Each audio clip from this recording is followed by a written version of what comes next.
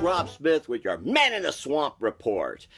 Today is Book Lovers Day, and I'd like to share with you some of my very favorite Florida books and Florida writers.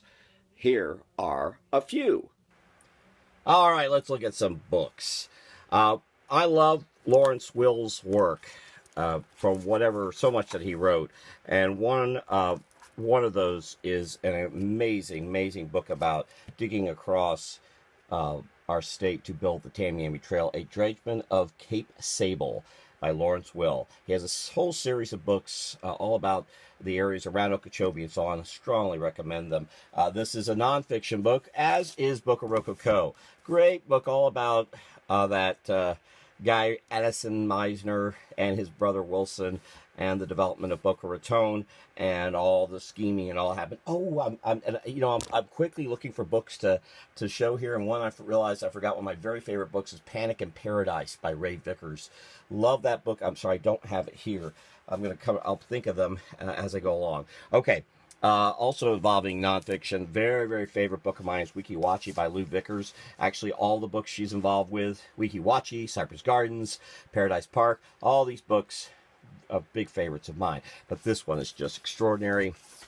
Lots and lots of photos. The writing is really good. Sometimes these books have a lot of photos and the writing rots. This is not the case. Take all the photos out, you still have an outstanding book. Weeki Wachee, and it's more about the Weeki Wachee. It's all about the development of the underwater breathing devices. So it involves New Perry and Ocala, going from Ocala to Wakulla Springs to Weeki Wachee, etc., etc. Anyway, very cool. And about the movie industry, too. Okay, that's nonfiction. Just doing these quickly. Another nonfiction. I'm sorry, I've got these kind of piled up here. The best book about Florida history is Charlton W. Tebow's book, A History of Florida. Kind of hard to find these days.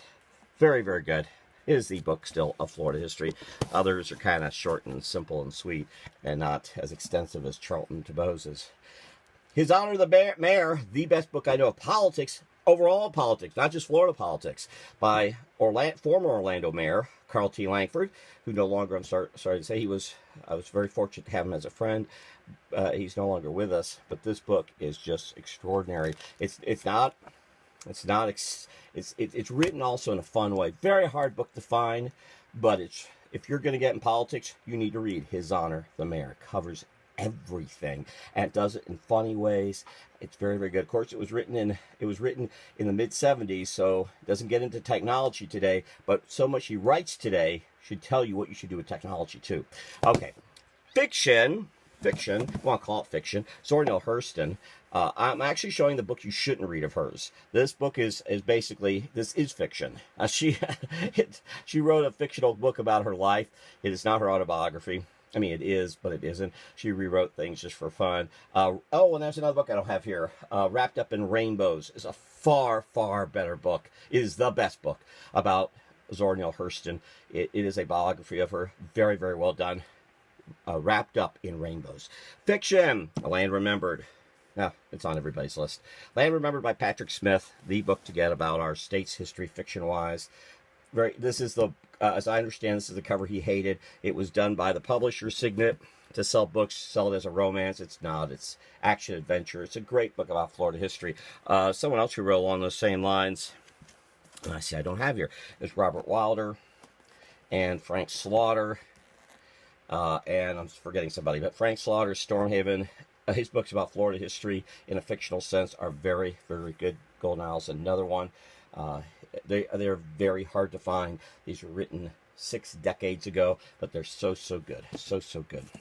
Currently, there's Tim Dorsey, my favorite of his series of, is it 18 books now, 19 books? Triggerfish Twist. You read this, if you know Tampa, off Dale Mabry and I-4 Malfunction Junction area, wow, he nails it, and it's so funny. But there's 18 in the series, Surge Storms and all.